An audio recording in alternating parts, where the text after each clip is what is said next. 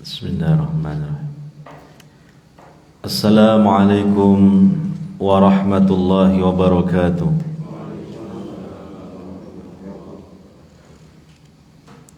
Hamdan katsiran tayyiban mubarakan fihi kama yuhibbu rabbuna wa yardah. Ashhadu an la ilaha illallah wahdahu la syarika lah wa ashhadu anna Muhammadan abduhu wa rasuluh sallallahu alaihi wa ala alihi wa ashabihi ajma'in wa man tabi'ahum bi ihsanin ila yaumiddin. Wa qala tabaraka wa ta'ala fi kitabihil karim, ya ayyuhalladzina amanu taqullaha wal tanzur nafsum ma qaddamat lighad wattaqullah innallaha khabirum bima ta'malun. Al-ayah amma ba'd. Hadirin wal hadirat, para bapak, para ibu, saudara-saudari sekalian yang semoga senantiasa mendapatkan rahmat dan taufik dari Allah Subhanahu wa taala. Alhamdulillah, pada kesempatan subuh di hari ini kita masih diberi kesempatan oleh Allah Subhanahu wa ta'ala, kesempatan hidup di dunia yang merupakan hanya satu-satunya kesempatan bagi kita untuk berbuat, untuk berjuang meraih ridha Allah, rahmat Allah, dan juga surganya. Maka mari kita berusaha untuk mengisi waktu, kesempatan yang masih Allah berikan kepada kita dengan sebaik-baiknya, tentunya dengan aktivitas yang terbaik dalam hidup ini, yaitu aktivitas-aktivitas yang masuk dalam bingkai ibadah kepada Allah Subhanahu wa ta'ala. Karena inti dari Allah menciptakan kita di kehidupan dunia ini adalah kita berusaha untuk mewujudkan ibadah kepadanya. Dan ini adalah hal yang harus selalu kita ingat, yang harus selalu kita camkan. Jangan sampai kita lalai dari hal ini. Jangan sampai kita menyimpang dari garis-garis besar haluan hidup ini, yaitu beribadah kepada Allah Subhanahu wa ta'ala. Sebagaimana sebuah ayat dalam Al-Quran yang harus menjadi pegangan kita, yaitu dalam surah Ad-Dariyat ayat yang ke-56, wa ma khalaqtul jinna wal insa illa liya'budun.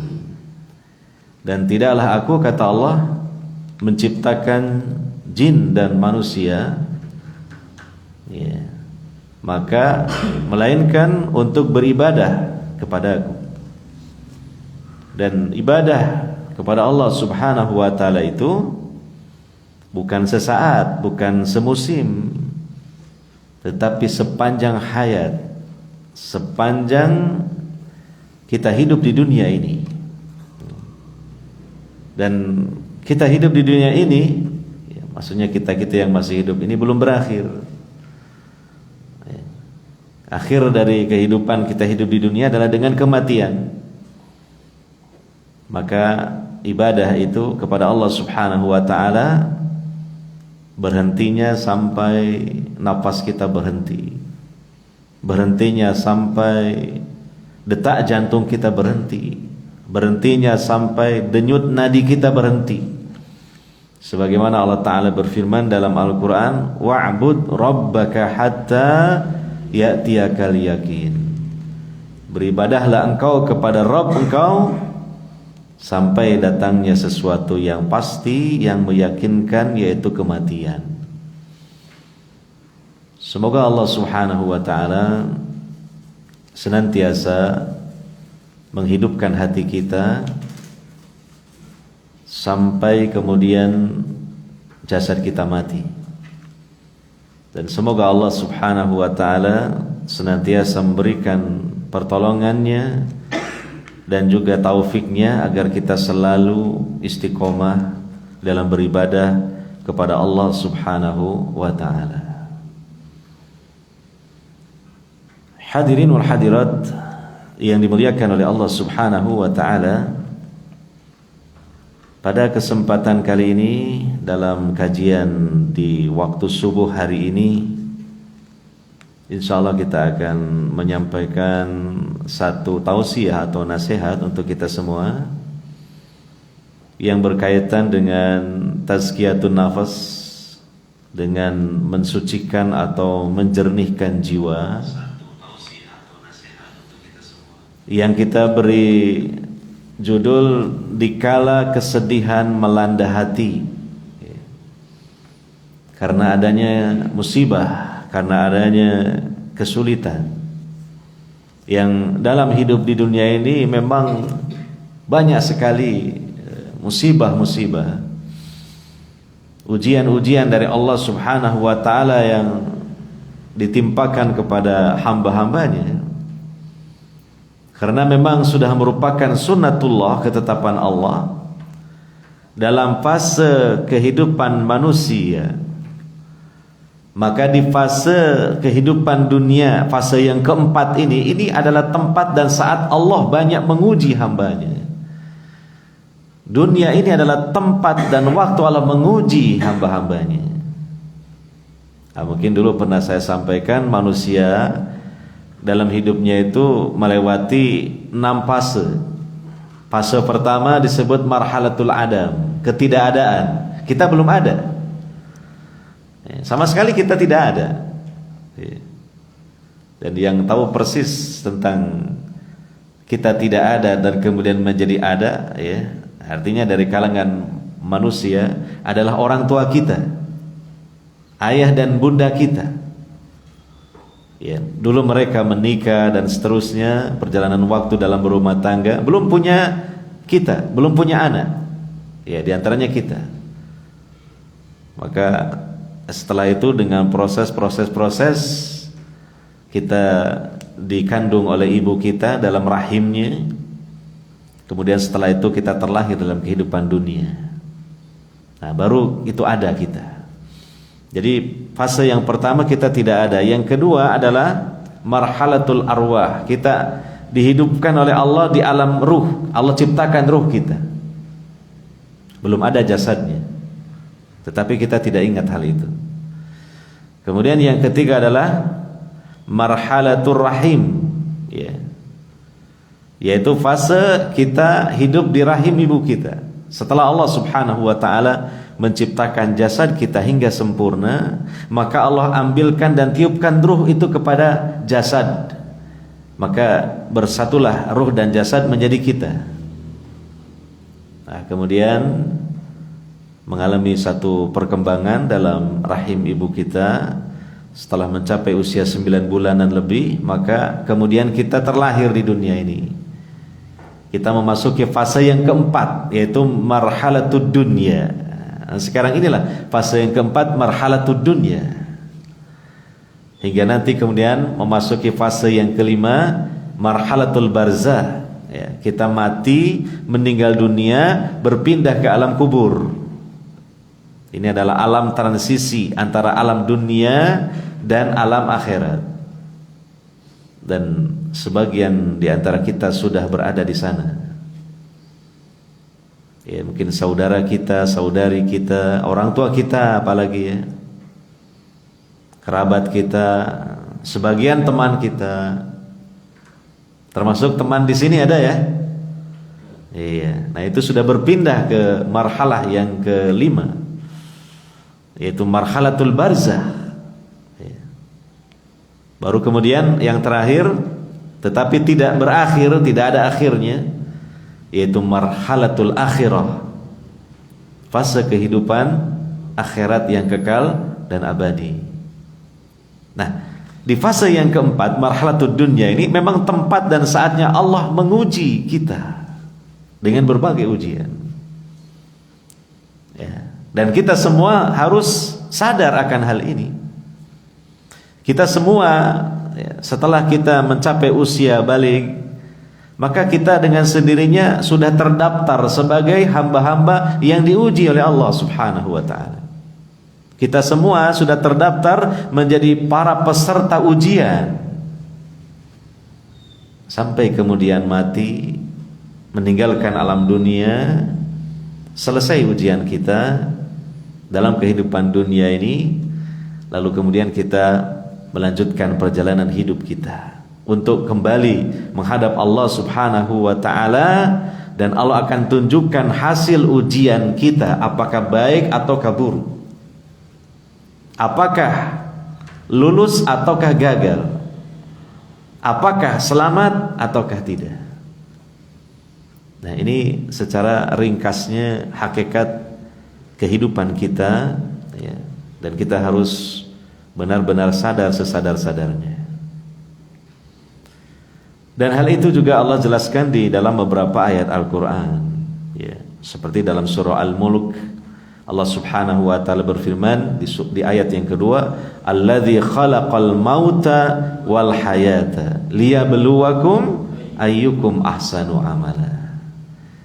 Dialah Allah yang menciptakan kematian dan juga kehidupan, supaya Dia menguji kalian semua, siapakah di antara kalian yang terbaik amalnya.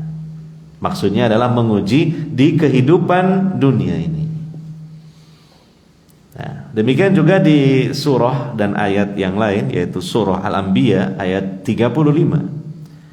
Allah Subhanahu wa ta'ala berfirman, kullu nafsin dha'iqatul maut wa nabluukum bisyarri wal khairi fitnah wa ilaina turja'un.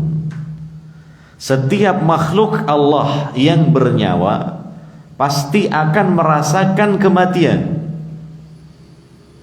dan kami menguji kalian dengan keburukan dan dengan kebaikan. Fitnatan sebagai ujian. Yang dimaksud dengan asyar, keburukan itu adalah musibah-musibah, sesuatu yang tidak menyenangkan, sesuatu yang pahit, itu namanya syar.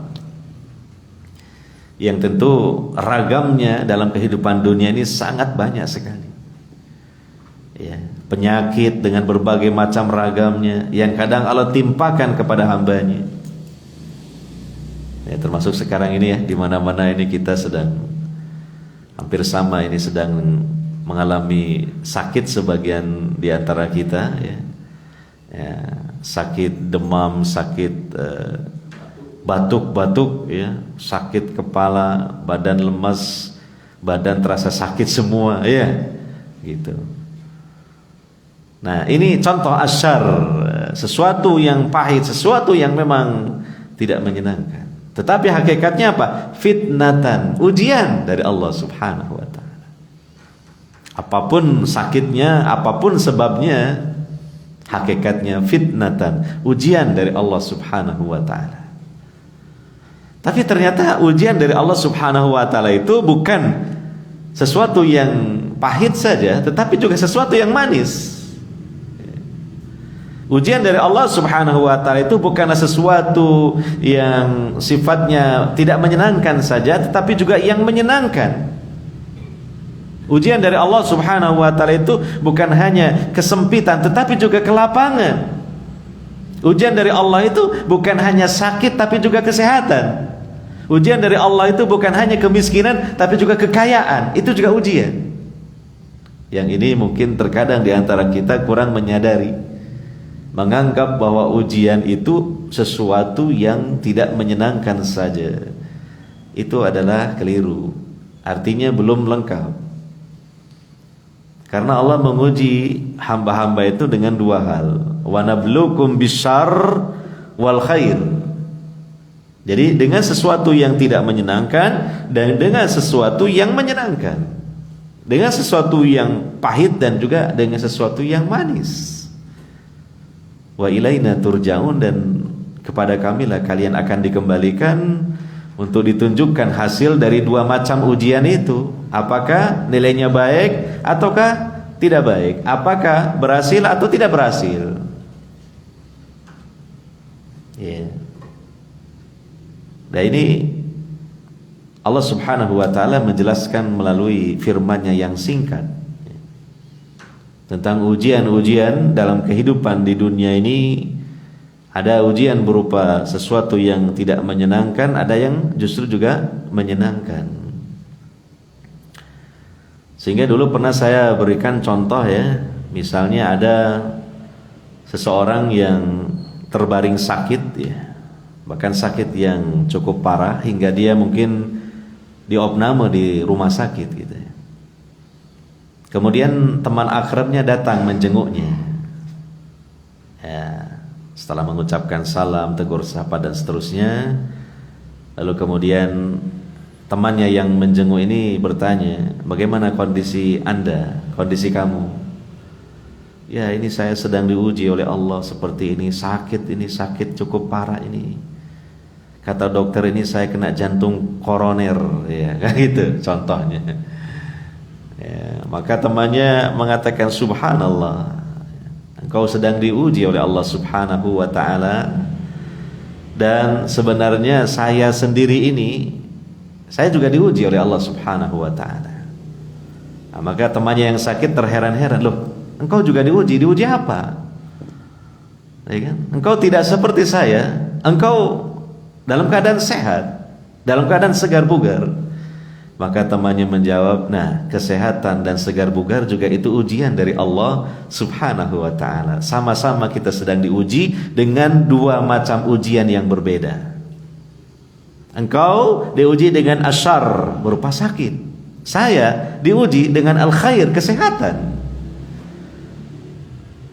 Ya, kita berusaha untuk lulus dari masing-masing ujian kita ini. Ya. Tetapi kan berapa banyak hamba-hamba Allah itu justru tidak lulus ketika diuji dengan al-khair, dengan sesuatu yang menyenangkan. Kenapa? Karena pertama, berapa banyak hamba-hamba Allah menganggap ujian itu hanya sesuatu yang tidak menyenangkan, tetapi yang menyenangkan tidak dianggap ujian. Nah, jadi ini sudah awal dari ketidaklulusan. Karena apa? Allah menguji, dia tidak sadar kalau dia diuji. Yeah. Maka orang yang diuji oleh Allah Subhanahu wa taala dengan asyar, orang yang lulus ketika menghadapi ujian Allah berupa asyar, sesuatu yang tidak menyenangkan, adalah dia menghadapinya dengan sabar karena Allah Subhanahu wa taala. Dan orang yang diuji oleh Allah Subhanahu wa taala dengan sesuatu yang menyenangkan, dia lulus ketika dia bersyukur kepada Allah Subhanahu wa taala. Sabar dan syukur dua-duanya diperintahkan oleh Allah Subhanahu wa taala. Sabar dan syukur kedua-duanya merupakan ibadah kepada Allah Subhanahu wa taala. Sabar memiliki keutamaan, di antaranya apa? Dihapuskan dosa. Karena sakit, musibah menghapus dosa. Yang kedua, dengan sabarnya itu dia mendapatkan pahala tanpa hisab, tanpa ukuran. Sebagaimana Allah berfirman di surah Az-Zumar ayat 10, innama yuwaffas sabiruna ajrahum bighairi hisab. Sesungguhnya orang-orang yang sabar Allah berikan ganjaran kepada mereka itu dengan tanpa ukuran. Sangat banyak sekali ganjarannya bagi orang yang sabar. Demikian juga syukur. Syukur itu juga merupakan ibadah. Allah akan memberikan ganjaran yang besar bagi hambanya yang bersyukur, sebagaimana Allah berfirman dalam Al-Quran, wa sanajzis syakirin, dan sungguh kami akan memberikan ganjaran bagi orang-orang yang bersyukur. Ya. Maka berkaitan dengan hal ini dalam sebuah hadis, ya, yang diriwayatkan oleh Imam Muslim Nabi sallallahu alaihi wasallam bersabda, "Ajaban li amril mu'mini inna amrahu kullahu lahu khair wa laysa dzalika li ahadin illa lil mu'min. In asabathu sarra'u syakara fa kana khairan lahu wa in asabathu dharra'u sabara fa kana khairan lahu." Sungguh menakjubkan urusan seorang mukmin, semua urusannya baik baginya, dan kebaikan ini hanya dimiliki oleh seorang mukmin. Artinya orang mukmin yang imannya bagus gitu. Apabila dia mendapatkan kesenangan, nah ini yang disebut dengan al-khair, maka dia bersyukur, itulah yang terbaik baginya. Dan apabila dia ditimpa musibah, ya ini yang disebut dengan asyar tadi, maka dia bersabar, maka itu pun yang terbaik baginya. Nah jadi itulah ya, bagaimana hakikat dari ujian yang Allah timpakan kepada hamba-hambanya, dan semestinya apa yang harus dilakukan oleh hamba-hambanya. Nah yang akan kita sampaikan ini adalah satu ujian dari dua ujian tadi, yaitu ketika Allah menguji kita dengan asyar.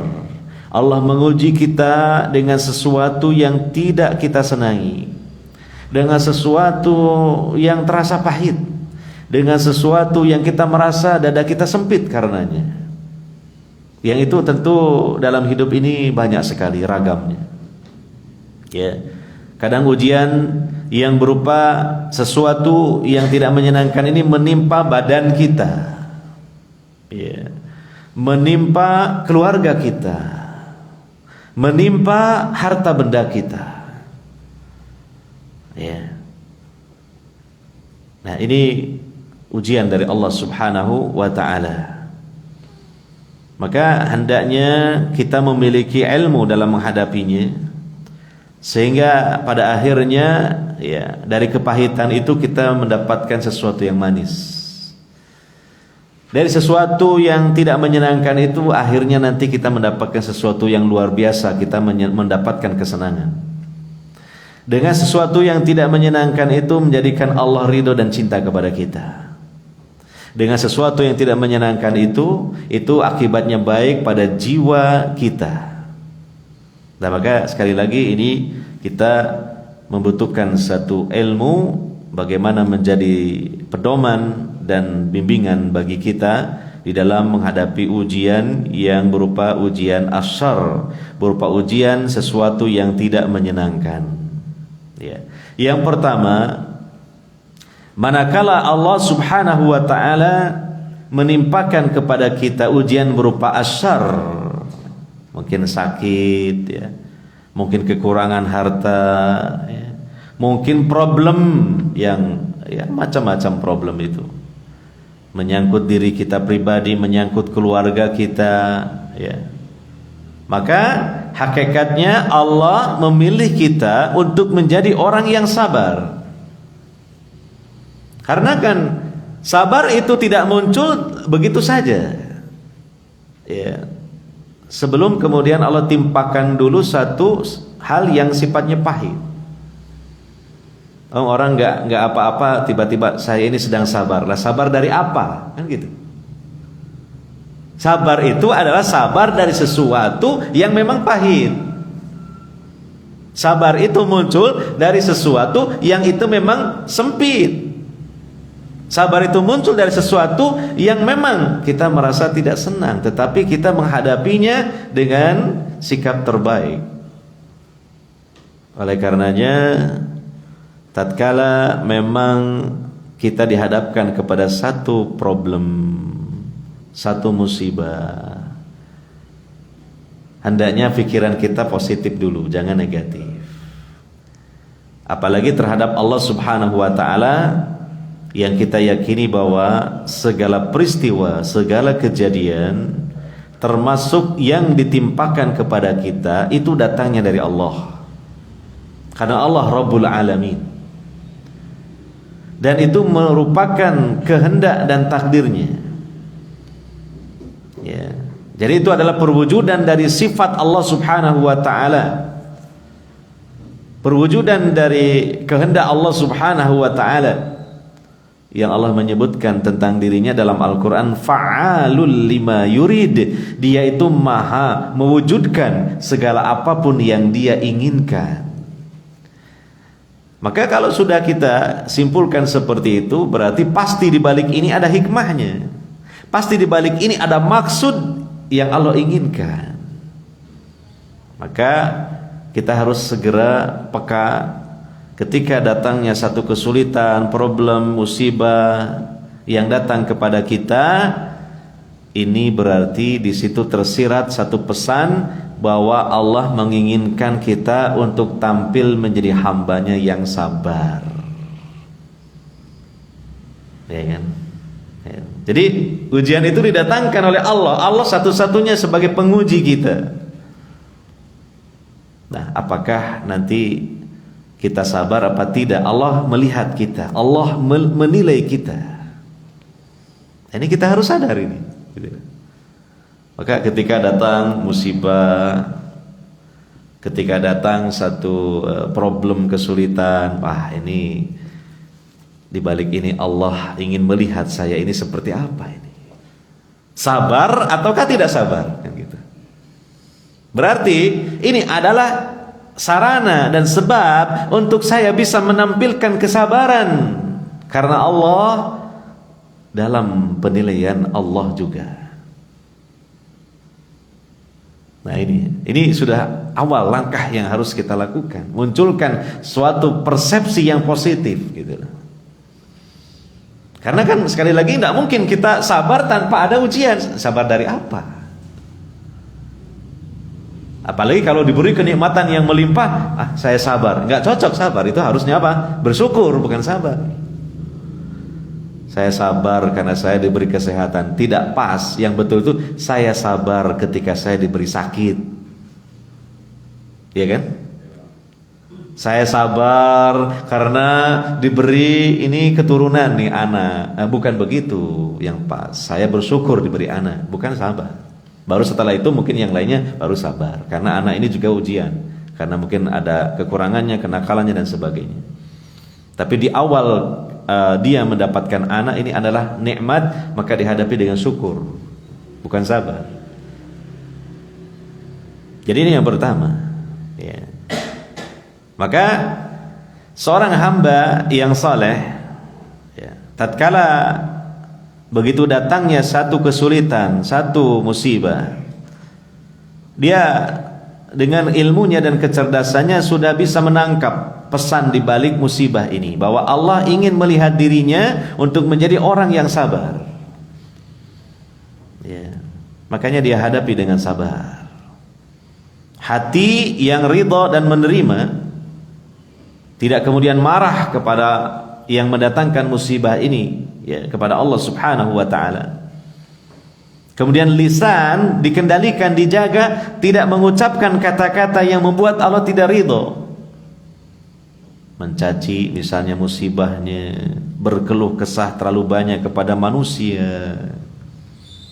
Ini lisan-lisan yang Allah tidak ridho ketika si pemilik lisan ini diberi musibah oleh Allah Ta'ala. Demikian juga anggota badan, ya, ketika mendapatkan musibah yang berat misalnya, barangkali mungkin dia mengekspresikan, mengungkapkan rasa kesalnya, kemarahannya dengan mungkin menampar-nampar pipinya, mengoyak-ngoyak, merobek-robek pakaiannya, atau mencakar-cakar wajahnya, atau menaburkan tanah ke kepalanya, ya, atau meratap dengan tangisan-tangisan yang keras dan berteriak-teriak histeris.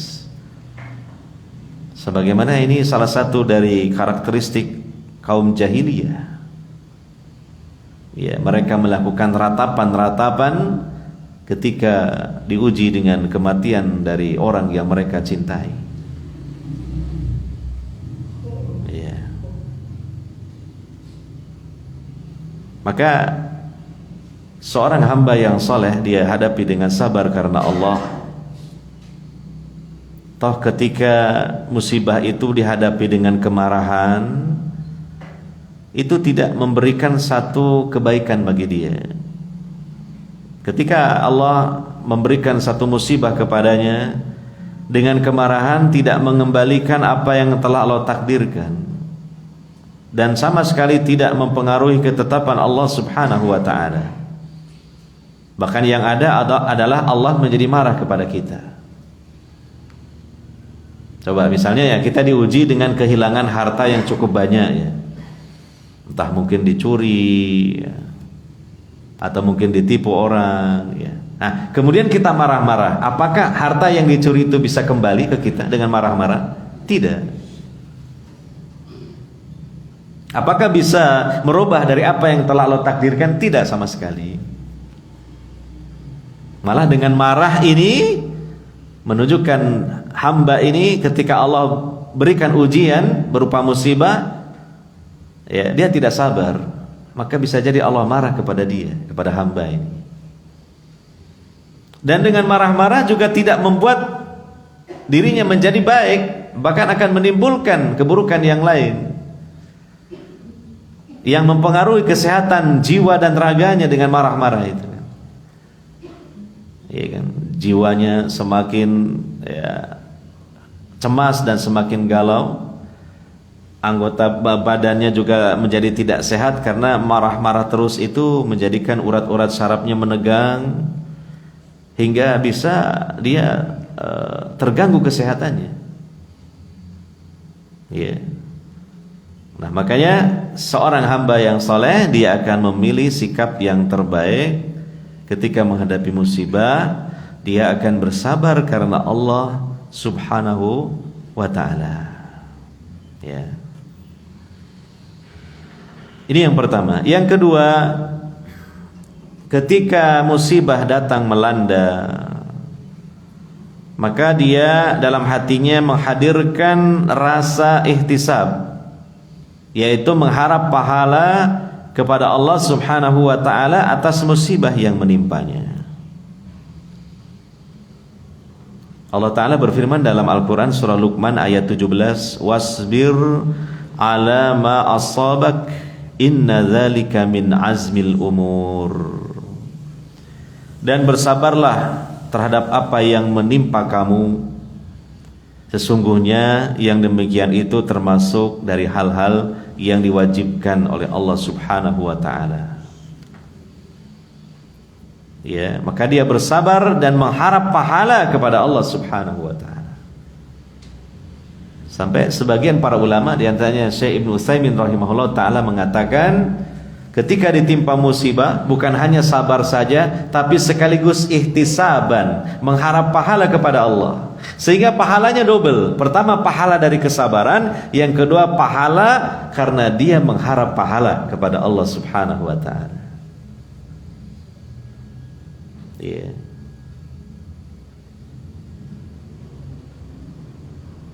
Tetapi kesabaran yang harus ditampilkan itu kesabaran ikhlas karena Allah Subhanahu wa ta'ala. Niatkan melaksanakan kewajiban dari Allah karena sabar itu Allah wajibkan. Harapkan pahalanya kepada Allah Subhanahu wa ta'ala dengan kesabaran itu. Jadi sabar-sabarnya itu, mohon maaf, bukan kesabaran karena wataknya memang dia penyabar, bukan. Lebih daripada itu, dipoles dengan niat karena Allah, beribadah kepada Allah, melaksanakan perintah Allah karena Allah memerintahkan beribadah dengan sabar.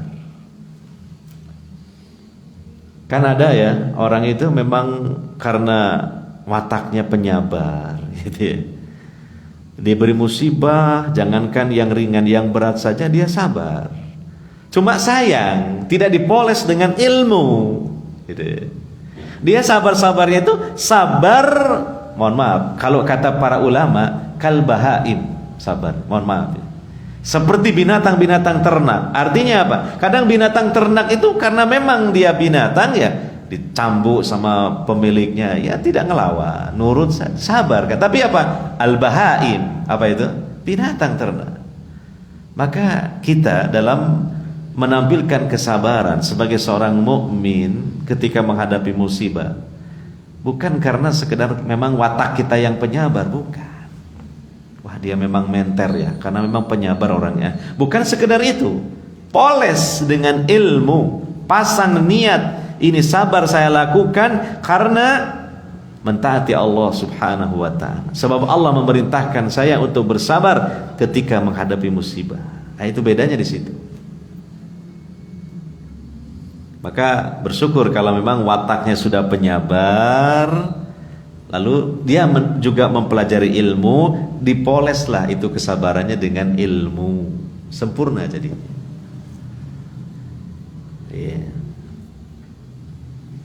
Maka Allah juga menyebutkan hal itu dalam Al-Quran di surah Ar-Ra'd ayat 22. Walladzina sabaru ibtigha'a wajhi rabbihim, dan orang-orang yang sabar karena mencari wajah Rabb mereka. Nah, jadi kan sabarnya diniatkan mentaati dan karena Allah. Mentaati Allah dan karena Allah. Yeah. Dan kesabaran yang dituntut itu adalah di awal-awal atau belum lama ketika sudah datangnya musibah. Itu adalah kesabaran yang paling utama dan kesabaran yang hendaknya kita tampilkan. Nabi SAW mengatakan dalam hadis, innamas sabru inda awali sadmah. Sesungguhnya sabar itu pada awal musibah. Itu yang berat-beratnya. Coba jenengan misalnya contoh kehilangan uang, katakan 1 juta. Paling beratnya kapan? Pas kejadiannya, gitu. Iya. Pas misalnya jenengan naik kendaraan umum, bawa uang katakan 1 juta. Begitu turun dari kendaraan, lihat di dompetnya, loh kok nggak ada, dompetnya nggak ada.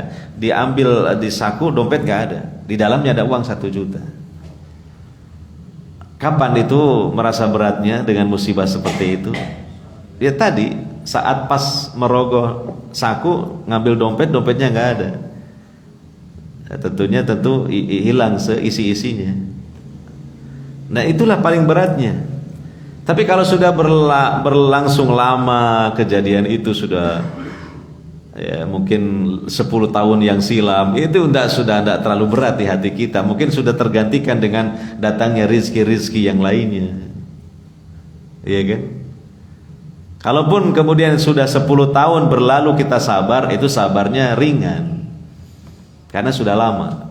Yang paling berat-beratnya itu ya tadi, begitu tidak lama dari kejadian kita kena musibah, baru saja masih angat-angatnya. Nah, itulah yang berat. Maka itu kalau kita sabar, kesabaran kita yang utama di situ waktunya. Demikian juga orang ditinggal wafatlah oleh orang yang dicintai. Yang berat-beratnya itu kapan? Pas mendengar beritanya. Waduh. Sehingga kadang ada sebagian yang pingsan, ya. Ada yang nangis, gitu. Ada yang seperti tidak percaya dengan kenyataan yang terjadi. Tapi kalau sudah berlangsung lama, bertahun-tahun, ya musibah itu memang sepertinya akan tergerus, bahkan hangus dimakan waktu. Ya. Jadi yang paling berat di awal-awalnya itu. Oleh karenanya justru di awal-awal itulah kita harus segera mengeluarkan apa? Kesabaran tadi dalam hati kita. Ya.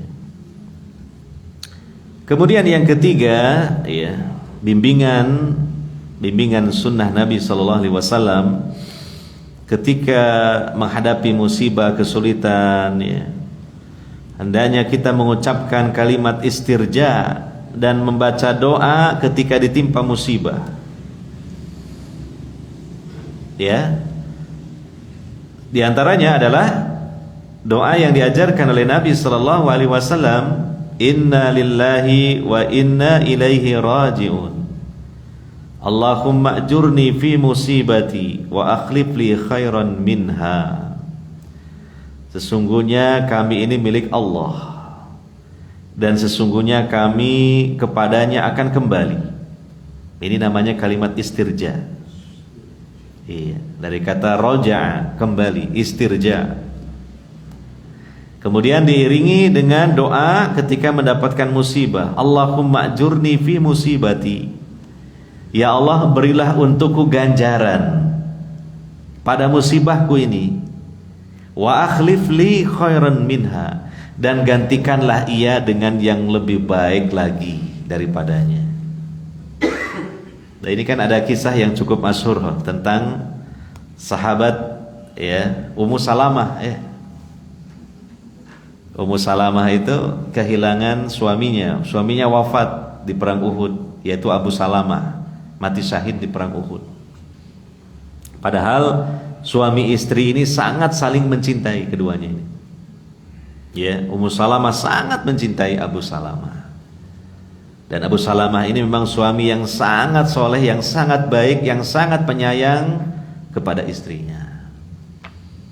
Maka tatkala Ummu Salamah mendapatkan kabar bahwa suaminya wafat di perang Uhud, tentu ya manusiawi ya, terpukul hatinya, sedih luar biasa. Ya, tapi dia teringat bahwa suaminya waktu hidupnya itu mengajarkan satu doa. Doa itu dari Nabi SAW. Doa yang mana? Doa yang tadi. Coba, ini luar biasa kan? Allah takdirkan seperti itu, indah. Abu Salamah dapat dari Nabi SAW tentang doa istirja ini. Sebelum beliau wafat disampaikan kepada istrinya. Kemudian setelah itu Abu Salamah wafat. Istrinya sedih, terpukul, tapi teringat ilmu dari suaminya. Maka diucapkanlah kalimat itu oleh Ummu Salamah. Beliau mengucapkan inna lillahi wa inna ilaihi raji'un. Allahumma ajurni fi musibati wa akhlif li khairan minha. Maka ternyata ini doanya dikabulkan oleh Allah Subhanahu wa taala. Setelah Ummu Salamah ini habis masa iddahnya. Iddahnya wanita kalau ditinggal wafat suaminya adalah 4 bulan 10 hari.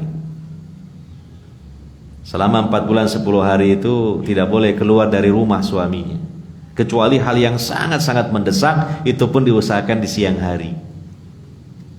Tidak boleh berdandan, tidak boleh berhias, tidak boleh memakai celak, tidak boleh memakai wangian. Itu pada masa iddah, ketika seorang wanita ditinggal wafat oleh suaminya. Tidak boleh menerima lamaran dari laki-laki lain. Ya. Nah, setelah selesai masa iddahnya, ternyata datang seorang laki-laki untuk melamar Ummu Salamah. Ternyata laki-laki itu siapa? Rasulullah SAW. Padahal sebelumnya Ummu Salamah dalam hatinya mengatakan, mana ada laki-laki yang sebaik suami saya, Abu Salamah. Saya kehilangan suami dari laki-laki yang bagi saya itu adalah terbaik, gitu kan. Ternyata karena dia berdoa tadi, wa akhlif li khairan minha, gantikanlah yang lebih baik. Ya, siapa lagi yang lebih baik dari Abu Salamah, kata Ummu Salamah, selain Rasulullah SAW. Sudah. Dan ternyata yang datang meminang beliau adalah Rasulullah SAW, sehingga beliau akhirnya menjadi istri Rasulullah SAW, dan tentunya akan menjadi istri Rasulullah SAW di sorga. Ini dengan sebab doa tadi.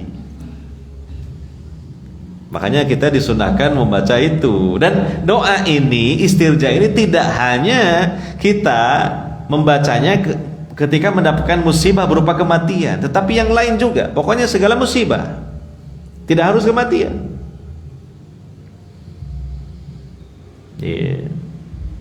Ada seorang memiliki kambing, kambingnya mati kena penyakit. Baca doa ini, siapa tahu bulan depan, tahun depan Allah gantikan dengan sapi, seekor sapi, lebih baik lagi. Begitu. Kena musibah apa? Maka disunahkan membaca doa tadi. Nah, Allah akan ganti, kalau tidak di dunia, di akhirat, atau di dunia dan di akhirat, dua-duanya. Kan tidak harus secara kontan Allah beri ganti yang lebih baik di dunia, mungkin di akhirat, dan itu lebih baik lagi. Dengan dia mengucapkan kalimat tadi, disebabkan kena musibah, ternyata di akhirat Allah berikan ganjaran yang luar biasa, sehingga menjadikan dia masuk surga. Atau ketika memang dia pantas masuk surga, Allah naikkan derajatnya di surga. Karena apa? Karena dia membaca doa tadi. Disebabkan ketika di dunia dia terkena musibah, membaca doa tadi. Ya.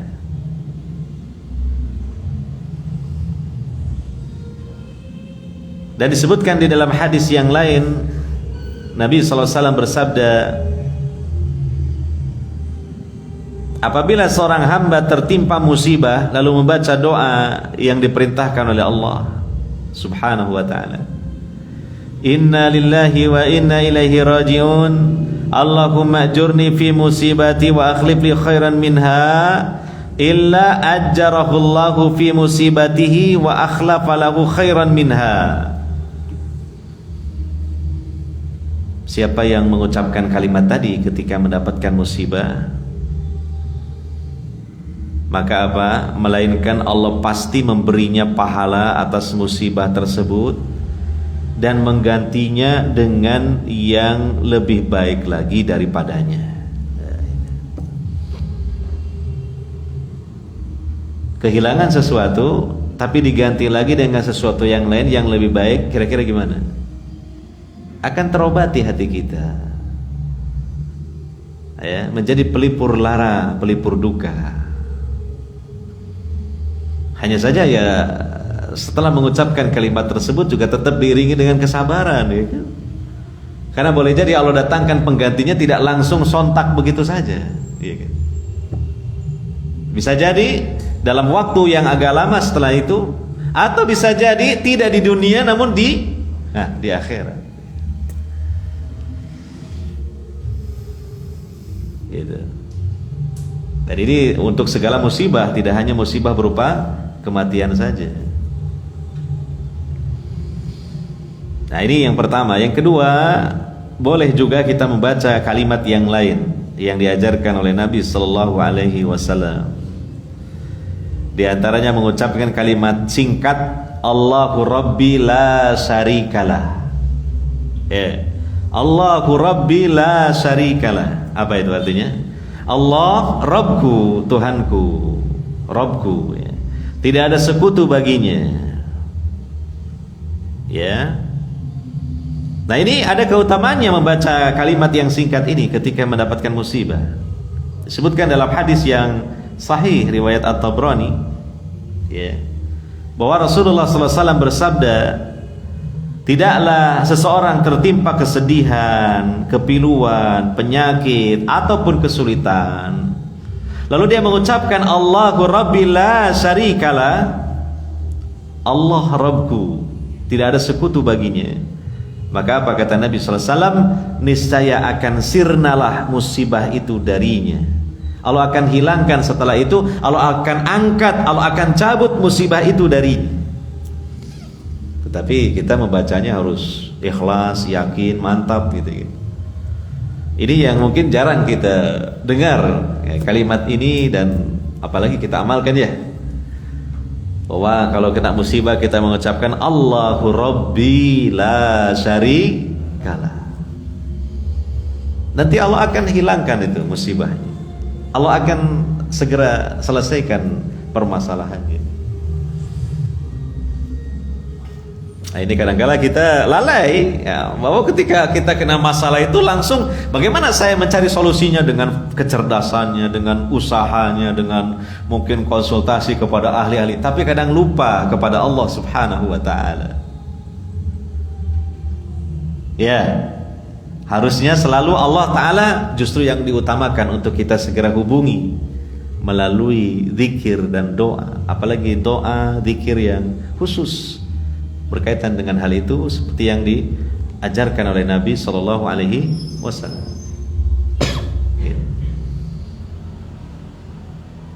Nah, ini.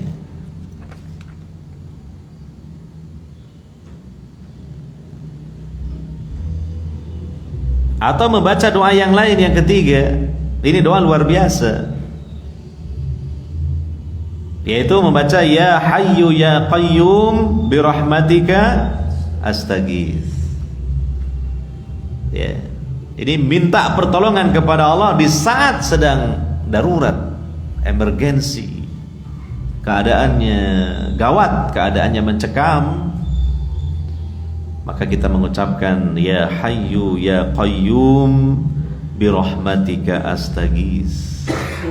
Ini kalimat disukai oleh Allah Subhanahu wa taala, dan ini menjadikan keinginannya, doanya dikabulkan oleh Allah Subhanahu wa taala. Karena dia memanggil dengan dua nama Allah yang agung, yaitu Al-Hayyu dan Al-Qayyum. Allah yang maha hidup, Al-Qayyum, Allah maha berdiri sendiri dalam mengurusi seluruh makhluknya. Kata para ulama, Al-Hayyu ini nama dan sifat yang mewakili dari sifat-sifat Allah yang masuk kategori sifat dzatiyah. Sedangkan Al-Qayyum ini mewakili dari nama dan sifat-sifat Allah yang masuk kategori sifat fi'liyah. Sifat Allah itu ada dua, sifat dzatiyah dan sifat fi'liyah, diwakili dengan dua nama ini, Al-Hayyu dan Al-Qayyum. Maka kalau bahasa kita, apanya kalau tidak mantap? Tanpa harus menyebut seluruh nama-nama dan sifat Allah yang banyak, terwakili dengan menyebut dua nama ini. Iya kan? Nah ini. Dan yang kedua, bertawasul dengan salah satu sifat Allah, yaitu rahmat. Birahmatika, ya Hayyu ya Qayyum birahmatika astaghis. Apa artinya? Wahai Allah yang maha hidup, wahai Allah yang maha mengurusi makhluknya, dengan rahmat Engkau aku minta tolong kepada Engkau. Nah ini ya, jadi ada kalimat-kalimat ketika mendapatkan kesulitan musibah yang selayaknya kita tidak melewatkannya begitu saja.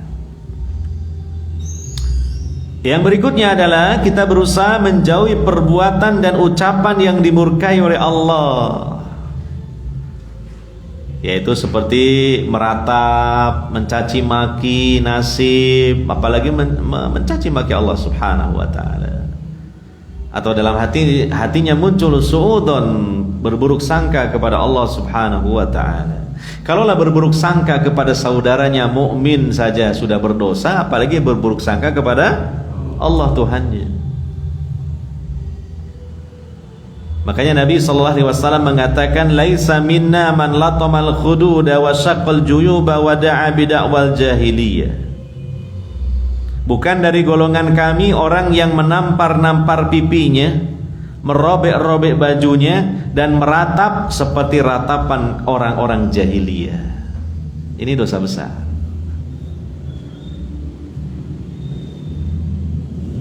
Dan juga Nabi SAW pernah mengatakan di hadis yang lain, ya, yang diriwayatkan oleh Imam Muslim.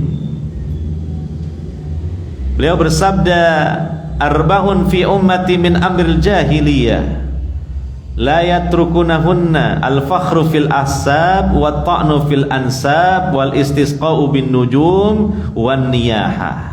Wa qala an-naiha idza lam tatub qabla mautiha tuqamu yaumal qiyamati wa 'alaiha sirbalun min qatiranin wa dir'un min jarabin. 4 perkara yang terdapat pada umatku yang termasuk perbuatan jahiliyah yang tidak mereka tinggalkan. Jadi ini perlu diwaspadai, karena kata Nabi SAW ini ada di tengah-tengah umatku.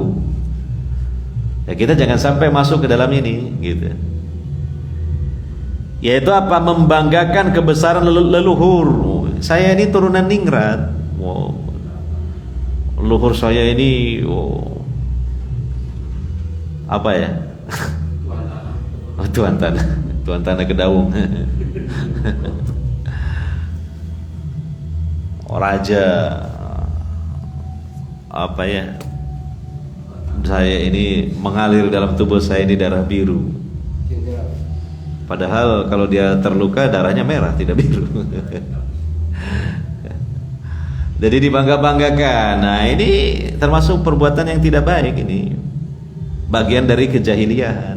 Karena orang-orang jahiliyah dulu memang begitu, membangga-banggakan nenek moyang. Mereka membanggakan, kami ini turunan Ibrahim, gitu kan, Ismail bin Ibrahim. Padahal apa? Ibrahim dan Ismail ahli tauhid, sedangkan mereka ahli syirik. Tapi mereka membangga-banggakan itu. Sampai di dalam Ka'bah itu ya, ketika Nabi SAW memenangkan kota Mekah, menaklukkan kota Mekah, didapati di dalam Ka'bah ada, di dalam dan di sekitar Ka'bah ada 360 berhala. Dan di dalam Ka'bah ada gambarnya Ibrahim, gitu. Ada lukisannya. Itu menunjukkan mereka membanggakan luar biasa. Tetapi sekedar membanggakan, tidak diikuti apanya? Agamanya, jejaknya Ibrahim alaihissalam. Nah, ini.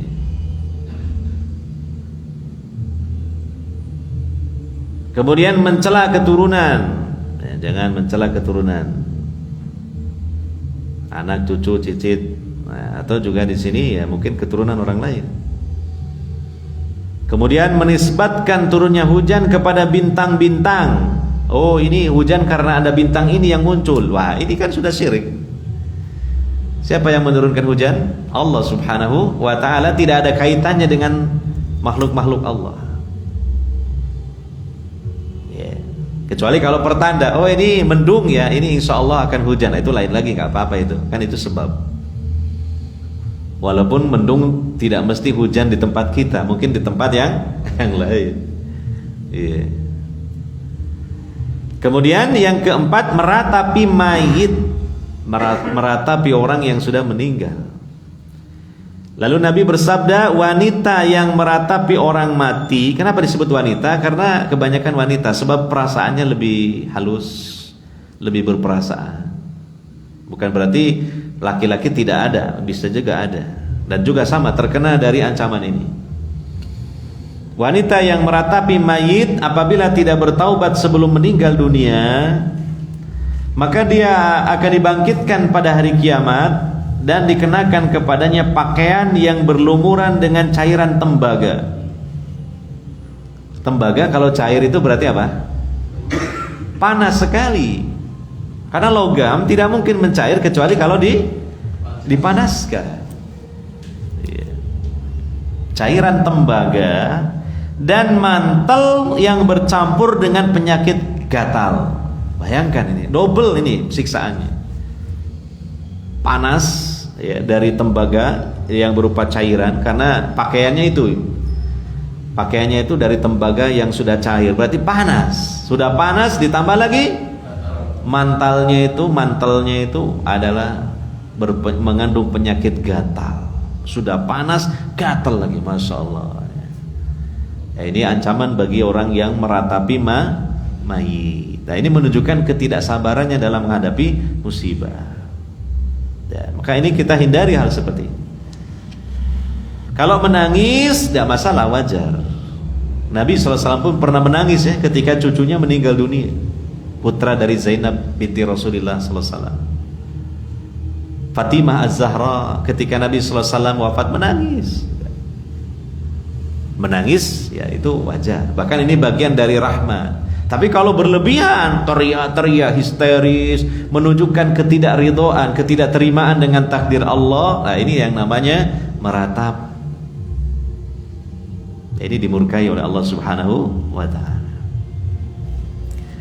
Kemudian berikutnya, ketika kita mendapatkan kesulitan, problem ataupun musibah, hendaknya kita mengadu kepada Allah dan tidak mengeluh kepada makhluk. Jadi keluhkanlah kepada Allah, jangan kepada makhluk. Gitu. Jangan salah alamat. Gitu ya. Kecuali kalau disampaikan kepada makhluk itu maksudnya dia ingin mendapatkan nasihat. Tapi kan bukan mengeluh. Temanya bukan mengeluh, hanya menyampaikan supaya dapat nasihat. Atau mungkin ingin diberi suatu solusi dari permasalahannya. Tapi kalau sekedar jari wong Jawa sambat, ya, sambatnya sama Allah saja, jangan kepada manusia, apalagi kepada banyak manusia. Karena manusia yang dia sambati pun mungkin kadangkala dia sedang menerima musibah yang mungkin lebih berat lagi daripada dia. Hanya saja dia tidak sambat, tidak mengeluh. Dan manusia ini bukan tempat untuk kita mengeluh kepada mereka, karena mereka juga adalah tempatnya kesusahan. Manusia ini banyak kesusahannya, diuji juga oleh Allah Subhanahu wa ta'ala.